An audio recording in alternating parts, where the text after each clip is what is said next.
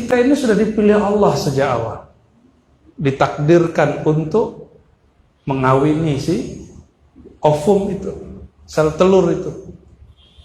Kok tiba-tiba di dunia ada orang mau bunuh diri? Itu dia menyia-nyiakan pilihan Allah Subhanahu. Kok tiba-tiba tengkar pukul kepala, ya? Kok tiba-tiba patah hati, sobek-sobek? Ada yang patah hati, anaknya, temennya? Ada, ya. Saya punya teman santri, cinta ditolak, silet bertindak. Bukan dukun yang bertindak, silet bertindak. Allahumma sholli ala sayyidina.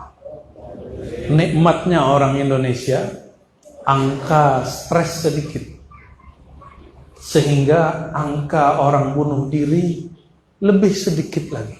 Ada orang bunuh diri, tapi nggak banyak. Negara paling maju sekarang di Asia, negara apa? Bukan Jepang lagi, Pak. Korea Selatan. Sudah ke Korea, Pak? Ya, Opa, Uni, gitu ya. Apa bapak itu Ustaz ini nggak tahu ya. Bid'ah katanya nonton di Korea.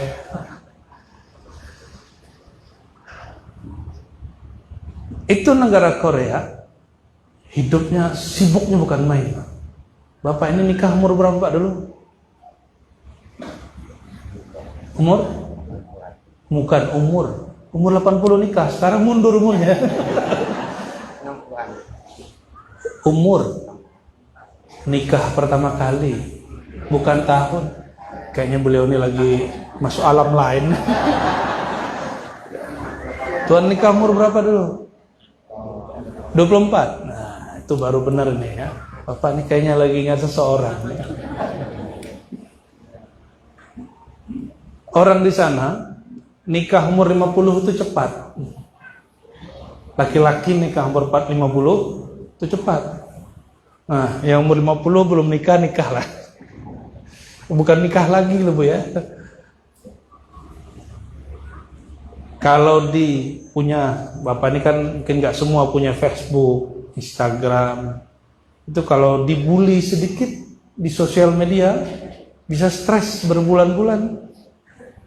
Dan banyak artis dibully, besok pagi bunuh diri. Di Indonesia artisnya minta dibully. Enggak? Biar terkenal lagi. Negeri kita betul-betul santai. Santai sekali. Ya, nikmat santai ini nggak ada di negeri lain. Ya, tanya sama jiran kita, nggak ada. Sesantai negeri itu nggak ada. Hidup santai. Masa depan apa Pak? Suram. Pada waktu duha ini saya mau bacakan satu hadis diriwayatkan oleh Imam Bukhari dan Muslim, dan ini dinukil dengan sanadnya oleh Imam Sidi Ahmad Rifai dalam kitab Ahli Tahqiq, Halatu Ahli Tahqiq, dari Sayyidina Abi Hurairah radhiyallahu taala anhu, qala Rasulullah sallallahu alaihi wasallam, Nabi sallallahu alaihi wasallam bersabda, yustajabu li ahadikum ma lam ya'jal. Yaqulu da'awtu falam yastajib li. Ini versi Sidi Ahmad Rifai. Kalau di Sahih Bukhari Muslim ada tambahan qila wa mal ajal ya Rasulullah, faqala ay yaqula al-'abdu da'awtu Allah wa lam yujib li. Jadi Nabi bersabda, yustajabu li ahadikum.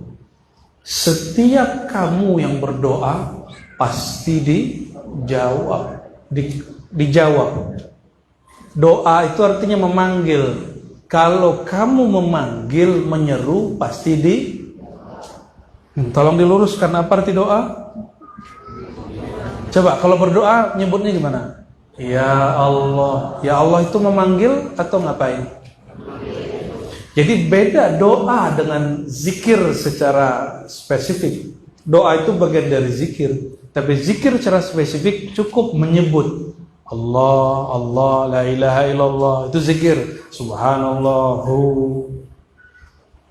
Tapi kalau doa manggil, ya Allah, ada ya. Iyanya boleh hilang, tapi dia ada di dalam hati. Rabbana, itu di depannya ada iya, tapi tidak dibaca. Rabbi, itu di depannya ada iya, tapi tidak dibaca. Iyanya di dalam hati. Wahai Tuhanku, jika ada hamba memanggil Allah, apa kata Nabi SAW? Yustajabu li ahadikum, pasti Allah jawab. Jadi kalau doa dijawab pasti. Tapi permintaannya diberi belum pasti di waktu itu. Dia pasti diberi, tapi bukan di waktu yang dimau hamba. Kira-kira gimana Bapak Ibu? Ini saya buat proposal ngasih ke Pak Sekcam. Pak Sekcam bilang, tunggu ya, saya pelajari dulu. Karena saya ustadz, saya bilang, kamu kurang yakin sama saya. Terus Pak Sekcam bilang, maaf nih Bu ya, ini acaranya nggak relevan. Kamu nggak mau bantu saya? Masa minta maksa? Ada orang ngasih proposal maksa? Ada Pak, ada. Mungkin Bapak ini nggak pernah jadi korban aja, atau malah pelaku. Pernah nggak Pak Sekcam ditelepon sama ormas? Saya tahulah ya, perilaku ormas ya, begitulah sebagian yang belum dapat nur doa. Sudahlah minta maksa. Yang paling repot ustadz buat maulid, buat kajian, ngasih proposal ke kawannya, jamaahnya kurang beruntung, rezeki sedang seret, lalu tidak ngasih. Si ustadz suuzon, dia ini sudah gak mau berjuang denganku. Padahal ustadz mengajarkan husnuzon, berbaik sangka. Itu terjadi Pak, itu terjadi di mana-mana negeri terjadi, di mana-mana